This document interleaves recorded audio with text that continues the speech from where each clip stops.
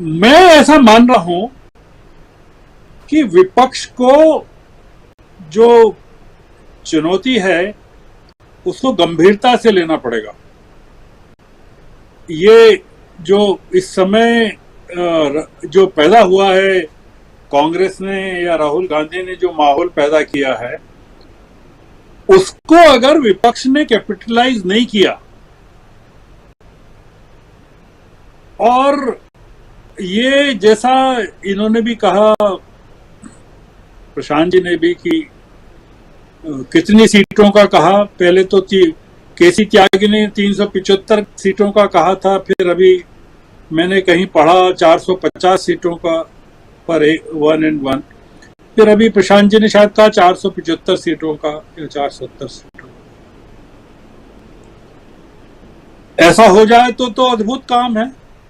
ये अगर 175 सीटों में अगर 80 सीटें उत्तर प्रदेश की भी शामिल हैं, 42 सीटें अगर बंगाल की भी शामिल हैं, 17 सीटें अगर तेलंगाना के भी शामिल हैं, 20 सीटें अगर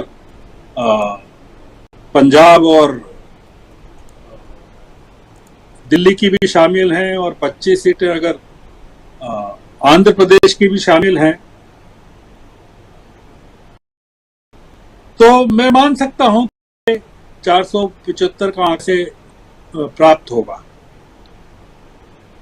एक जो रियल सेंस में, जैसे सीपीएम नहीं है आपके साथ, विजयन नहीं है इसमें आपके साथ पूरे, एक जो रियलिस्टिक सकती है 1 and 1 की, वो क्या होते, वो अभी वर्कआउट मेरे ख्याल से थोड़ा करने में बहुत दिक्कत आएगी। ये बड़ा हाइपोथेटिकल है अभी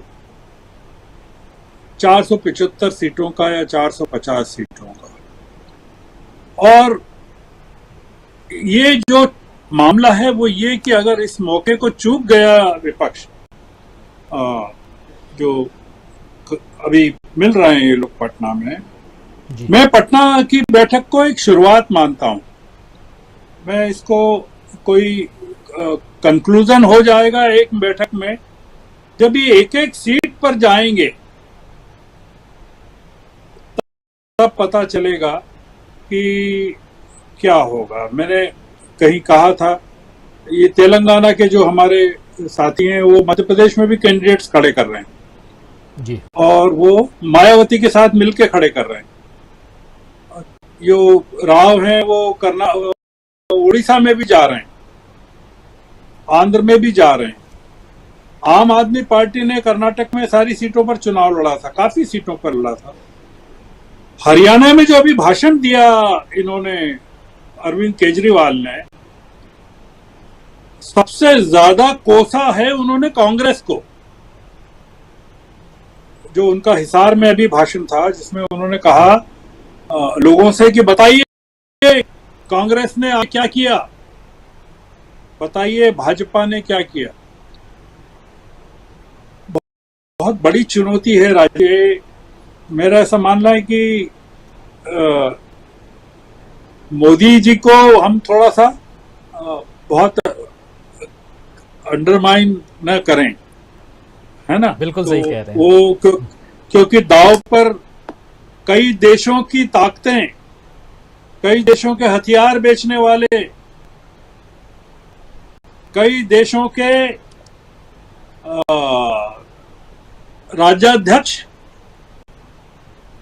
इस देश का बड़ा वर्ग, इस देश का सशक्त मीडिया, राष्ट्रवाद, ये सब लगा हुआ है। हम 5 लोग तो बहुत कमजोर लोग हैं यहाँ जो बैठे हैं, 6 लोग। तो मैं थोड़ा सा एक रियलिस्टिक अप्रोच जो एक हमेशा रखता भी हूँ, कोशिश करता हूँ, रखता तो नहीं हूँ, उसमें मैं थोड़ा सा मतलब एक तरफा कोई वक्तव्य मैं अभी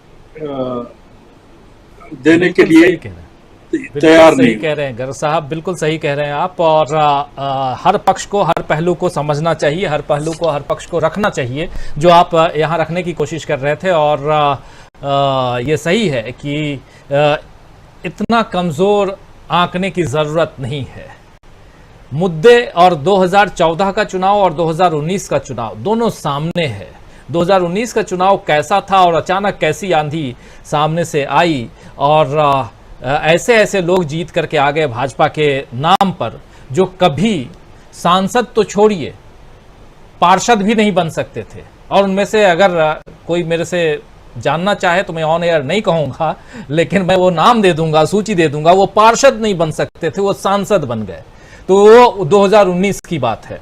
2024 और उसमें पहले बार के एमएलए, पहले बार के एमपी, जो पहले बार के एमएलए मुख्यमंत्री बनते हैं, पहले बार के एमपी पीएम बनते हैं।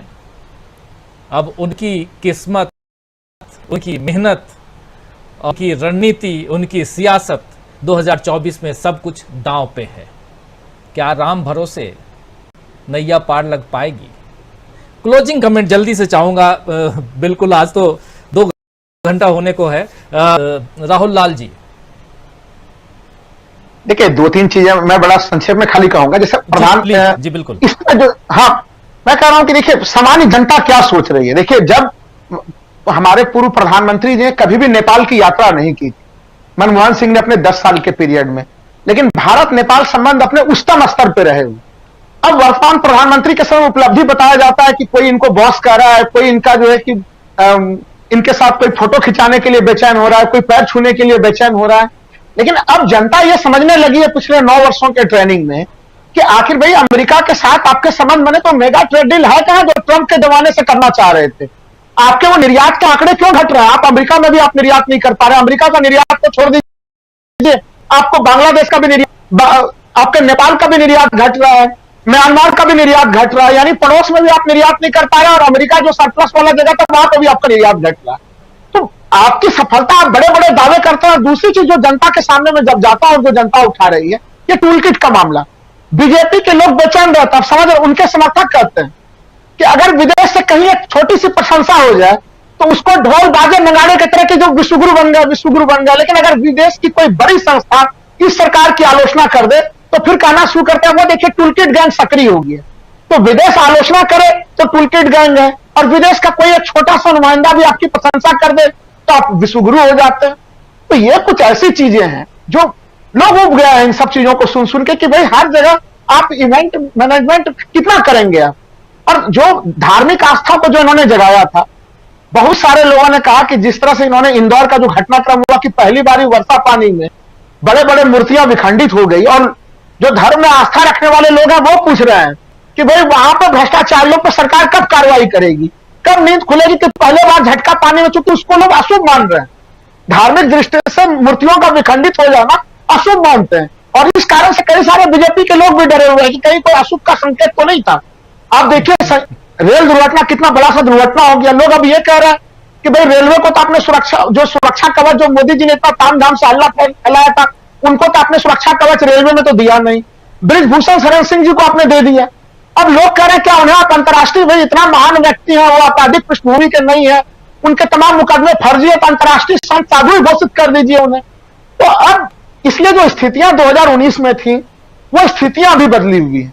और मैं कह रहा हूं विपक्ष को एकजुट करने के लिए जो एक बड़ा प्रयास, जिस तरह से तमाम एजेंसियों का दुरुपयोग हो रहा है, सोचिए 2024 के चुनाव में कितना समय है राजीव जी, लेकिन अभी से विपक्ष के पूरे सप्लाई पाइपलाइन को काटने की पूरी ताकत सरकार के पास कोई काम नहीं है। कहां से कोई फंडिंग न मिल जाए विपक्षी पार्टियों को कहीं से, उसमें आपने पूरी ताकत झोंक दी है। वो सीबीआई, ईडी और इनकम टैक्स में विपक्ष उलझा रहा है, आप चुनाव की तैयारी कर लें।